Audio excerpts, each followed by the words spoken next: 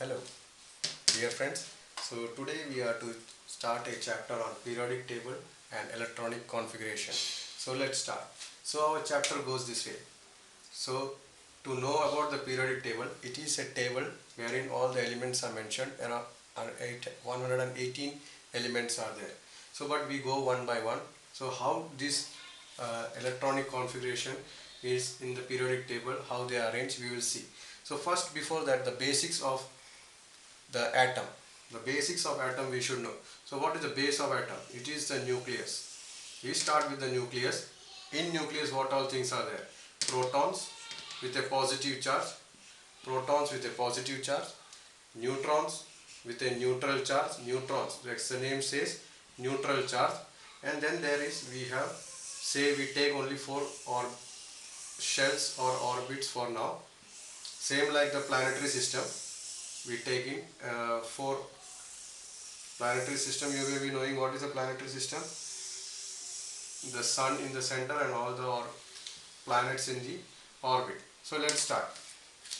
So in this we see there is electrons orbiting around the nucleus. So electrons is having a negative charge, and what are the names given to these shells? Now we call it as shells.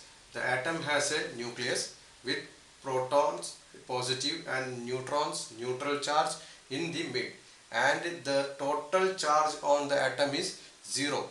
So everything should be balanced. So the positive charge should be balanced by the electronic charge of the negative charge of the electrons.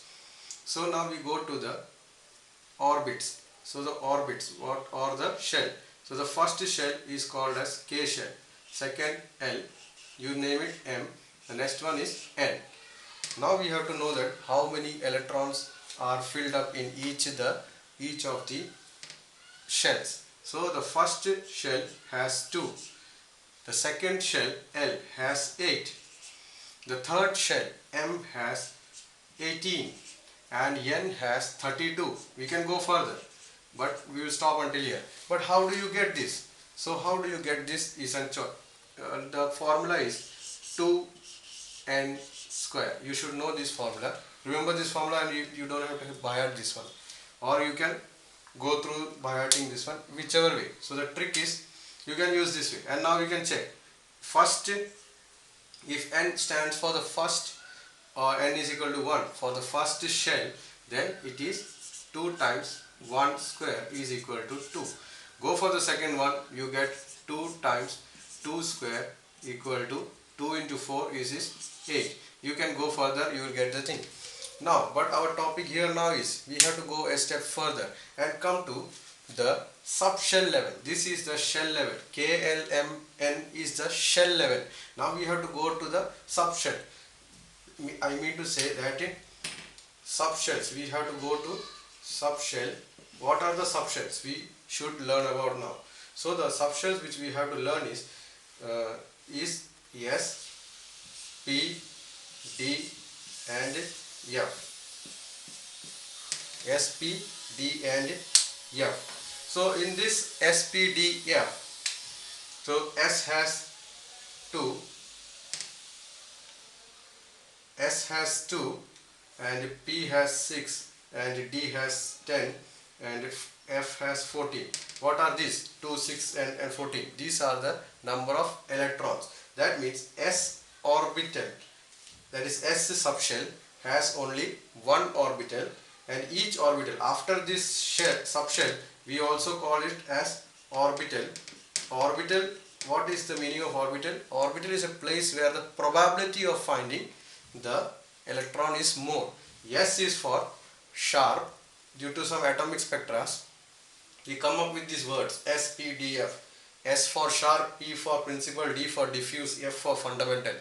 But the thing is S, P, D, F. In S there is only one orbital where the probability of finding the electrons is more, and in each orbital there is only possibility of 2 electrons. Only 2 electrons can stay in one orbital. So S has 2, but P has 3 orbitals. P has 3 orbitals, Px, Py, Pz, and then 3 orbital, and each orbital 2, so 3 into 2 is 6. So P has 6 electrons. In the same time, D has 5 orbitals. So 5 into 2 you get 10. And F has 7 orbitals. So you get 7 into 7 multiplied by 2, you get 14 electrons. In this way, now we come to know that S has 2 electrons, 6 in P, D10, F14.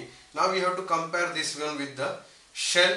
These are the shell levels. These were the shell levels and this was the subshell. And in under subshell there is orbitals. Is this orbitals? Now the K.